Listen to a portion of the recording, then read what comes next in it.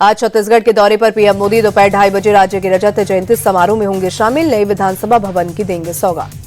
PM Modi अब भारत रत्न पूर्व PM Atal Bihari Vajpayee की प्रतिमा का करेंगे अनावरण। 14,260 करोड़ की विकास परियोजना का शिलान्यास और उद्घाटन करेंगे। मोकामा हत्याकांड के 28 घंटे बाद दुलारचंद यादव का कड़ी सुरक्षा में किया गया अंतिम संस्कार। भारी तादाद में समर्थकों की भीड़ उमड़ी। मोकामा हत्याकांड पर सख्त चुनाव आयोग डीजीपी से घटना की डिटेल रिपोर्ट की तलब। प्रचार के दौरान जनसुराज समर्थक दुलारचंद यादव की हुई थी हत्या।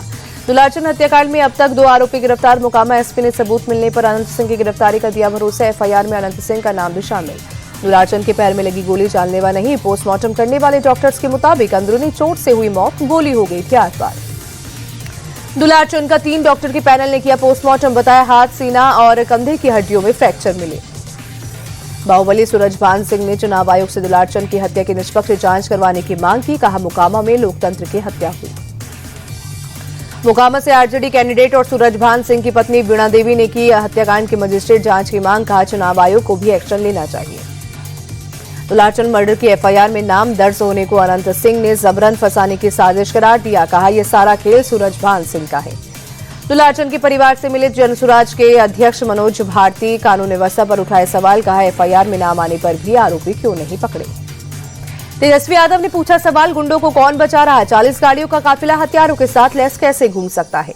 कांग्रेस ने भी बिहार के कानून व्यवस्था पर सवाल उठाए। भूपेश बघेल बोले जंगल राज की बात करने वाले देखिए अब बिहार में कैसे हत्या हो रही है। प्रशांत किशोर ने साधा निशाना, बिहार में अब भी जंगल राज, लोकतंत्र में हिंसा की कोई जगह नहीं। मोकामा हत्याकांड को लेकर अखिलेश यादव ने नीतीश सरकार को कानून व्यवस्था पर घेरा। कहा इतनी बड़ी घटना हो गई थी, सरकार क्या कर रही थी। 2 नवंबर को घटना में रोड शो करेंगे पीएम मोदी। बीजेपी सांसद रविशंकर प्रसाद ने लोगों से जुड़ने की अपील की। भोजपुर रैली में सीएम योगी का आरजेडी पर निशाना। बोले अब लाल सलाम नहीं, जय श्री राम का नारा लगेगा। शाहबुद्दीन के गढ़ में गरजे सीएम योगी। एक खानदानी माफिया रघुनाथपुर पर कब्जा चाहता है। यूपी में हमने माफियों को रौंदा। सीएम योगी ने लोगों को चेताया। कहा ये वापस आए तो नौकरी के नाम पर आपकी जमीन लिख देंगे। बीजेपी अध्यक्ष जेपी नड्डा की पटना में रैलियां। आरजेडी के अंधकार और एनडीए के उज्जवल युग की लड़ाई। बीजेपी अध्यक्ष का लालू फैमिली पर हमला। कहा पिछली सरकारों में गुंडाराज चरम पर था। सीएम आवास से तय होती थी फिरौती की रकम। सपा नेता आजम खान ने बिहार चुनाव को लेकर दिया बयान। कहा बिहार ने देश को हमेशा नई राह दी है। उम्मीद है देश से दहशत कम होगी, नाइंसाफी का दौर कम हो गया, खत्म होगा। सपा चीफ अखिलेश यादव की मांग, एसआईआर के साथ साथ यूपी में जातीय जनगणना का काम भी शुरू हो। अखिलेश यादव का कानून व्यवस्था को लेकर योगी सरकार पर हमला। बोले यूपी की महिलाएं असुरक्षित सबसे ज्यादा।